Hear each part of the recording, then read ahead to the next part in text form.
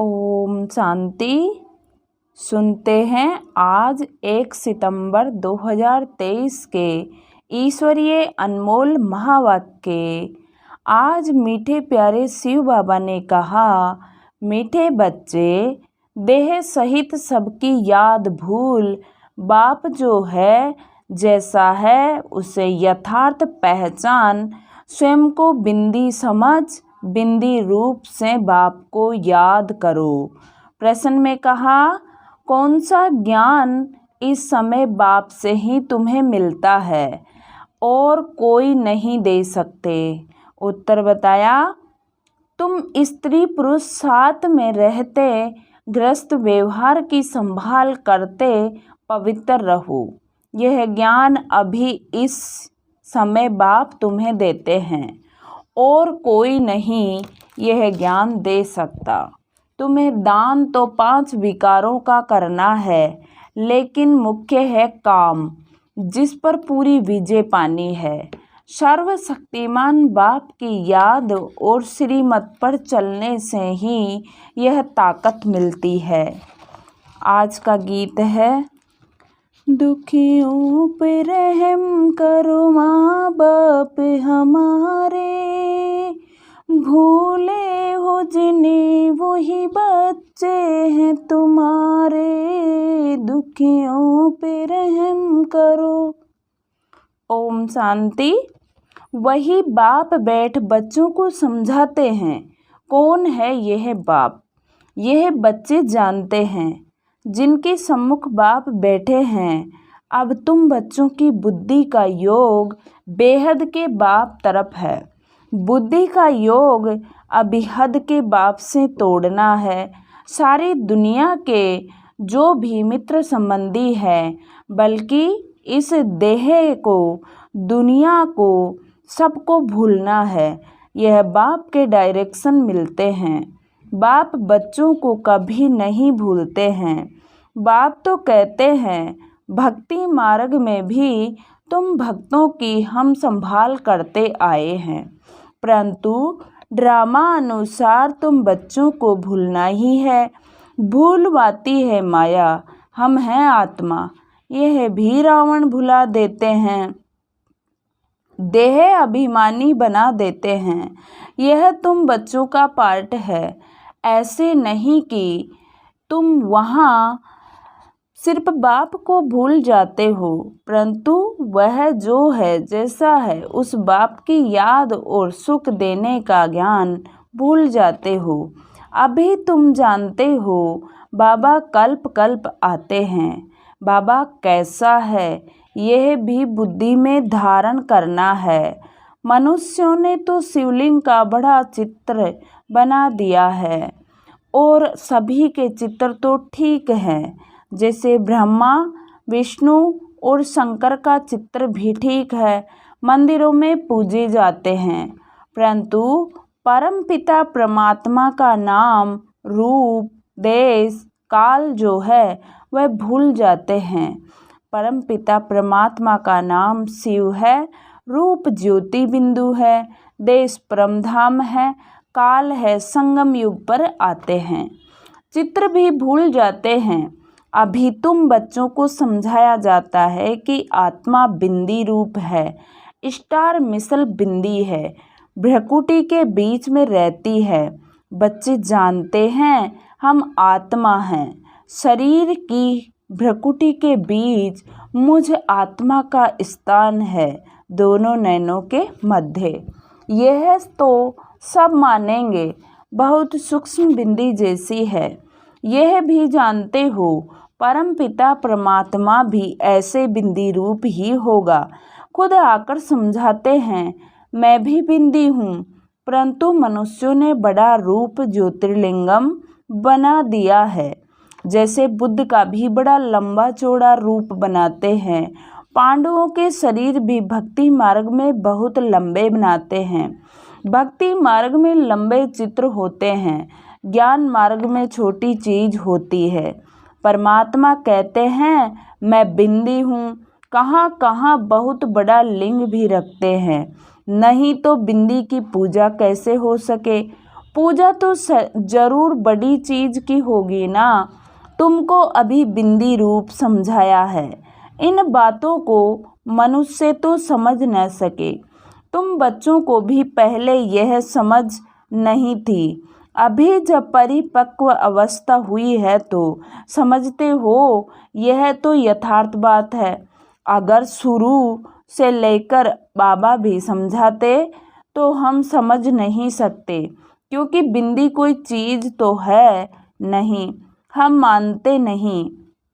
परंपरा से शिवलिंग कहा जाता है, यह फिर क्या है? तो बाप समझाते हैं कि वह भी रोंग है।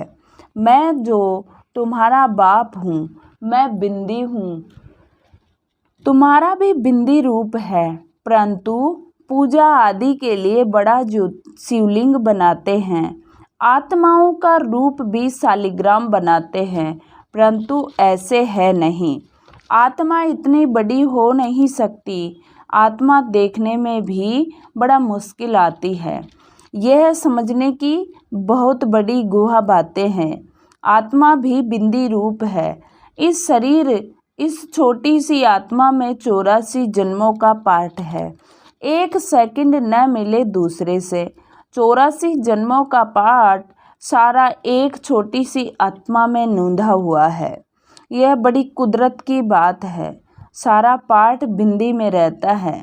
उस नाटक में भी पाठ बजाने वालों की बुद्धि में सारा पाठ रहता है ना। वह है छोटा पाठ। यह है 84 जन्मों का पाठ भी अच्छी रीति समझना है, और फिर समझाने की भी बड़ी युक्ति चाहिए। इतनी छोटी बिंदी है, कितनी छोटी है, कितनी शक्तिवान है। उनको परम पिता परमात्मा कहा जाता है। तुम आत्माएं उनसे योग लगाने से मास्टर सर्वशक्तिवान बनते हो। माया पर जीत पाकर अटल अखंड सुख शांति में राज्य करते हो। कितनी समझने की बातें हैं। फिर बाबा ने कहा, यह है पढ़ाई, है भी बहुत सहज। यह बाप ही समझा सकते हैं, कोई मनुष्य नहीं समझा सकते हैं। बरोबर इतनी छोटी चीज, परंतु नाम कितना बड़ा रखते हैं। ज्ञान का सागर, प्रेम का सागर, शांति का सागर। तुम कहते हो मनुष्य सृष्टि का बीज रूप चैतन्य है, सत्य है, अविनाशी है, कहते आते हैं, परंतु किसकी बुद्धि में नहीं आता है वह क्या वस्तु है। गुण तो बहुत अथाह गाते हैं। अभी तुम बच्चे बाप के सम्मुख बैठे हो, जान गए हो। आत्माएं तो सम्मुख ही है, सब आत्माएं बरदर्श ही है। कितनी छोटी छोटी बिंदी है। विचार करो, मूल वतन का हम जो चित्र बनाते हैं उनमें बिंदु रूप ही दिखाते हैं। जैसे स्टार्स आकाश तत्व में ऊपर खड़े हैं, वैसे ही महतत्व में भी हम ऐसे ही स्टार माफिक अपने अपने सेक्शन में खड़े होंगे। झाड़ छोटे छोटे स्टार्स का बना हुआ है। वहाँ से फिर आत्मा आती है, शरीर धारण करती है पाठ बजाने लिए। कैसे नंबरवार आत्माएं आती है। यह सारी बुद्धि चलनी चाहिए। हर एक धर्म का सेक्शन अलग होगा। बाप दृष्टांत दे समझाते हैं। बनेन ट्री का भी मिसाल समझाते हैं। मतलब बनेन ट्री मतलब बरगद का पेड़। हिंदी बहुत जगह चलती है, तो बच्चों को हिंदी भाषा में समझाना पड़ेगा। परमपिता परमात्मा भी हिंदी भाषा में ही समझाते हैं। आजकल जहाँ तहाँ इसका प्रचार करते रहते हैं। एक भाषा होना तो मुश्किल है। कई समझते हैं परमपिता परमात्मा तो सब भाषाएं जानते होंगे, परंतु ऐसे तो हो न सके। अथाह अनेक भाषाएं हैं, वह तो सीखनी पड़ती है। परम पिता परमात्मा को तो कुछ सीखना नहीं है। उन्होंने कल्प पहले जिस भाषा में समझाया है उसमें ही समझाते हैं। बाकी भाषाएं तो हर एक को पढ़नी होती है। बाप को पढ़ानी होती है क्या? तुम देखते हो शुरू से ही हिंदी चली है, सब हिंदी सीखते जाते हैं। भारत में हिंदी का प्रचार है। बाप भी हिंदी में समझाते हैं, फिर हर एक को अपनी भाषा में ट्रांसलेशन कर औरों को समझाना पड़े। बाप और बाप की रचना का परिचय सबको समझाना है। सभी का सद्गति दाता वह एक बाप है, यह सब जानेंगे बरोबर बाप आया हुआ है। बाप कहते हैं मैं भारत में ही आता हूँ। भारत हमारा बर्थ पैलेस है। शिव के मंदिर, देवी देवताओं के मंदिर भी यहाँ है। देवी देवताओं का राज्य भी भारत में ही होता है। बाप भी भारत में आते हैं। देवी देवता धर्म की स्थापना यहाँ ही की है, तो मंदिर भी जरूर यहाँ ही चाहिए। औरों के मंदिर इतने नहीं होंगे, यहाँ तो बहुत मंदिर हैं। घर घर में लक्ष्मी नारायण के चित्र, राधे कृष्ण के चित्र, राम सीता के चित्र रखते हैं, क्योंकि भारत में होकर गए हैं, परंतु उन्होंने कैसे राज्य लिया वह भूल गए हैं। चैतन्य में राज्य करके गए। लक्ष्मी नारायण के महाराजा महारानी हैं, उन्हों को राज्य किए कितना समय हुआ यह भी जानते हैं। मुख से कहते भी हैं।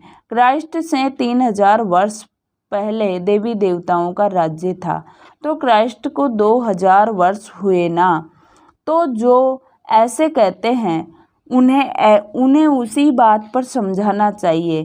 कहते हैं क्राइस्ट से 3000 वर्ष पहले देवी देवताओं का राज्य था, अर्थात स्वर्ग था।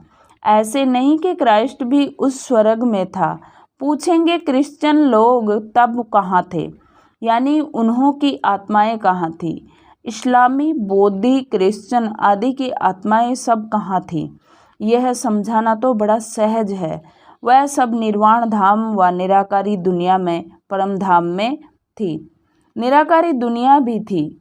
दुनिया में जरूर बहुत रहने वाले होते हैं। सभी आत्माओं का निवास स्थान महतत्व रूपी निराकारी दुनिया में ही है।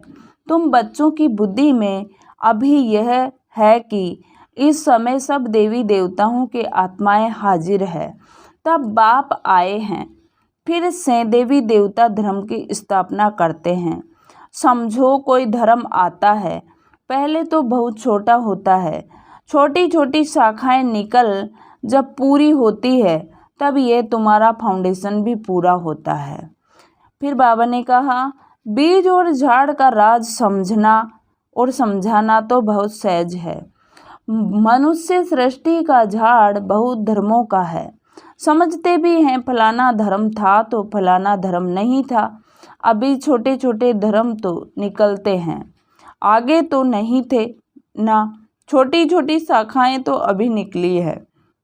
यह तुम बच्चे जानते हो, और कोई नहीं जानते। आत्मा और परमात्मा का बिंदी रूप नहीं जानते हैं। अभी बाबा ने तुम बच्चों को आकर समझाया है। तुम कहते हो बाबा हम आपके बच्चे हैं। कल्प पहले भी आपसे मिले थे, आपके बच्चे बने थे। बच्चे बनते हैं बाबा बाप का वर्षा लेने लिए। बाप कहते हैं तुम हमारे हो, गोया एडॉप्ट किया, मुख वंशावली बने। तुम सब एडॉप्टेड हो। बाबा भी ब्रह्मा के मुख से कहते हैं तुम आत्माएं हमारी हो। तुम आत्माएं भी कहती हो बाबा आपने जो ब्रह्मा तन में आकर अपना परिचय दिया है, हम आपके हैं। बाबा कहने से ही वर्षे की खुशबू आनी चाहिए। बच्चे ही कह सकते हैं यह है प्रवृत्ति मार्ग। सन्यासियों के शिष्य बनते हैं, वह बाप बच्चे नहीं बनते। वर्षा बाप से जायदाद का मिलता है। वह तो कहेंगे हमने गुरु किया है। गुरु से तो जायदाद का वर्षा नहीं मिलेगा। वह तो जायदाद को छोड़ जंगल में चले जाते हैं। वह जायदाद दे न सके। वह है ही निर्वर्ती मार्ग। बाप जो जायदाद देते हैं उनसे कुछ नहीं मिलता। जंगल में जाएंगे तो सन्यासी कहलाएंगे। तुम भी सन्यासी कहलाते हो। वह है हठ योगी सन्यासी, तुम राजयोगी सन्यासी हो। सन्यासी अर्थात 5 विकारों का त्याग करने वाले। सो तो तुम त्याग करते हो और फिर पवित्र दुनिया में चले जाते हो।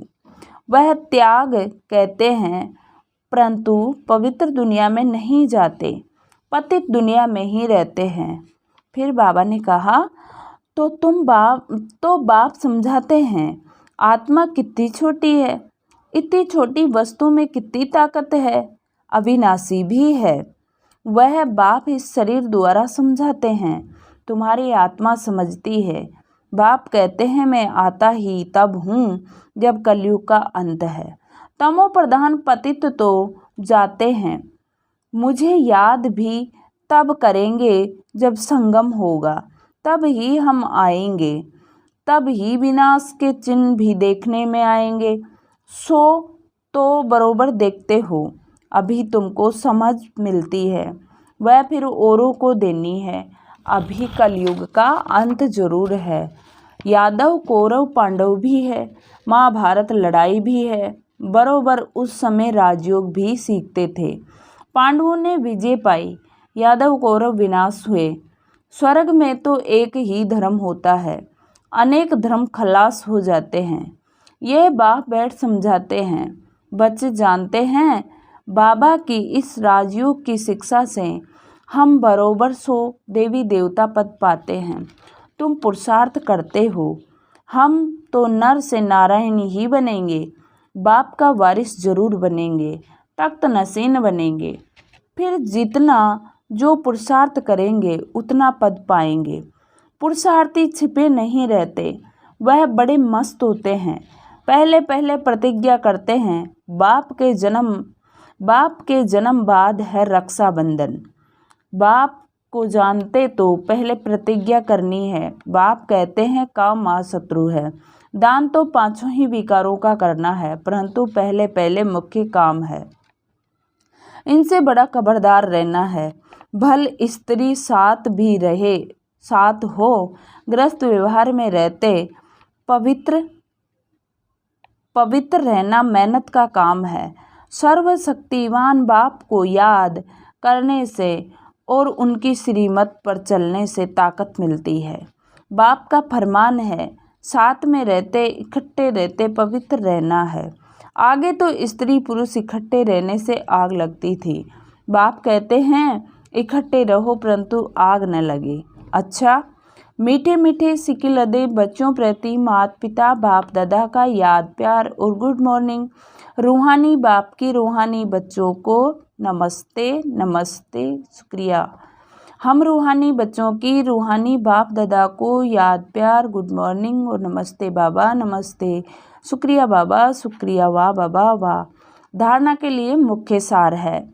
फर्स्ट पॉइंट है, दिल से बाप को याद कर जायदाद की खुशी में रहना है, पूरा पावन जरूर बनना है। सेकंड पॉइंट, विचार करना है, आत्मा कितनी छोटी है और उसमें कितना अविनाशी पार्ट नूंदा हुआ है। बिंदु बन बिंदु बाप की याद में रहना है। आज प्यारे बाबा ने बच्चों को वरदान दिया, स्व इच्छा और दृढ़ संकल्प से एक देकर पदम लेने वाले चतुर सुजान भव। स्व इच्छा और दृढ़ संकल्प से एक देकर पदम लेने वाले चतुर सुजान भव। चतुर सुजान बच्चे मिट्टी से भरे हुए सूखे चावल देकर एक का पदम गुणा भाग्य बना लेते हैं। सिर्फ चावल देते और रिटर्न में सर्व शक्तियाँ, सर्व खजाने 36 प्रकार से भी ज़्यादा वैरायटी ले लेते हैं। परंतु कई बच्चे वह भी देने के समय सुदामा के मिसल कच्छ बगल में छिपा कर रखते हैं। बाप खींचकर ले सकते हैं, लेकिन खींचकर लिया तो उसका रिटर्न इतना नहीं मिलेगा। इसलिए स्वेच्छा और दृढ़ संकल्प से एक देकर पदम गुणा लेना है। यही चतुराई है, इस देने में ही कल्याण है। स्लोगन है, साक्षी बन न्यारे होकर हर खेल को देखने वाले ही साक्षी दृष्टा हैं। साक्षी बन न्यारे होकर हर खेल को देखने वाले ही साक्षी दृष्टा है। आज विशेष सूचना है, इस मास की सभी मुरलियां ईश्वरीय महावाक्य निराकार परमात्मा शिव ने ब्रह्मा मुख कमल से अपने ब्रह्मावत्सों अर्थात ब्रह्मा कुमार और ब्रह्मा कुमारियों के समूह के 18 जनवरी 1969 से पहले उच्चारण की थी। यह केवल ब्रह्मा कुमारीज की अधिकृत टीचर बहनों द्वारा नियमित बीके विद्यार्थियों को सुनाने के लिए है। ओम शांति। आज की मुरली से सोमान लेंगे, मैं चतुर सुजान आत्मा हूँ, मैं चतुर सुजान आत्मा हूँ। ओम शांति, ओम शांति। शुक्रिया बाबा, शुक्रिया।